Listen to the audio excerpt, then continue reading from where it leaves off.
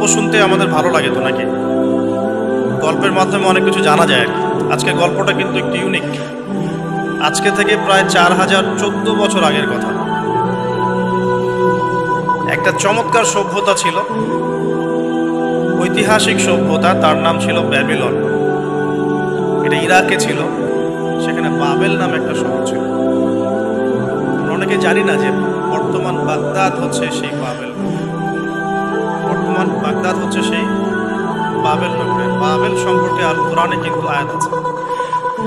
আল কোরআন এমন একটা কিতাব, বিস্ময়কর কিতাব, যেখানে সবকিছুই নাজিল করা হয়েছে। তো আল্লাহ পাক সূরা কাহফে তো বলেছেন, ওয়ালাকাদ সাররাফনা ফি হাযাল কুরআন লিন-নাসি মিন কুল্লি মাসাল। আমি এই কোরআনে মানব জাতির জন্য প্রত্যেকটা বিষয়কেই ব্যাখ্যা করেছি। ওয়া নাযালনা আলাইকাল কিতাবা তিবয়ানান লিকুল্লি শাই। নবী, আমি আপনার প্রতি এমন একটা কিতাব নাজিল করেছি যেটা তিবয়ানান লিকুল্লি শাই, প্রত্যেকটা বিষয়কে ব্যাখ্যা করে। যারা আহলে কোরআন, ভ্রান্ত আকীদার অনুসারী, তারা কিন্তু এই আয়াত থেকে দলিল পেশ করে। কোরআন তো তিবয়ানান লিকুল্লি শাই, প্রত্যেকটা বিষয়ের ব্যাখ্যা। আর নতুন করে হাদিসের কি প্রয়োজন আছে? তো আল্লাহ পাক কোরআনে কিন্তু বাবেল নগরের কথা বলেছেন। সূরাতুল বাকারার 101-2 আয়াতগুলোতে আছে। এই বাবেল নগরী তৎকালীন সময় জাদুবিদ্যার একটা আখড়া ছিল। এর আগে আমরা জানি সুলাইমান আলাইহিস সালামের সময় হারুত আর মারুত দুজন ফেরেশতাকে দিয়ে মানুষকে পরীক্ষা করা হয়েছে।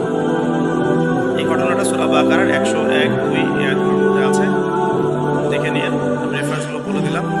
এখানে এই বাবেল নগরীর কথাটা আছে, ঠিক আছে? এই নগরীতে প্রায় 4014 বছর আগে একটা ফুটফুটে সুন্দর শিশু জন্ম নেয়। দেখতে খুবই সুন্দর, অমায়িক, দেখলেই মানে মন কেড়ে নেওয়ার মতো সুন্দর। এমন কিছু বাচ্চা থাকে কিন্তু দেখলে আদর করতে ইচ্ছা করে, মন কেড়ে নেওয়ার মতো, ইউনিক, সবার চেয়ে আলাদা। এবং জন্ম নিয়েছে সে এমন একটা পরিবারে, যেই পরিবার তৎকালীন সময়কার যে জালেম শাসক নমরুদ, তার প্রধান পুরোহিত, তার নাম আজার। তৎকালীন বাবেলের শাসনকর্তার নাম হচ্ছে নমরুদ এবং তার প্রধান পুরোহিতের নাম আজার। তার ঘরেই জন্ম নিয়েছেন এই তাওহীদের শেকড় ইব্রাহিম আলাইহিস সালাম।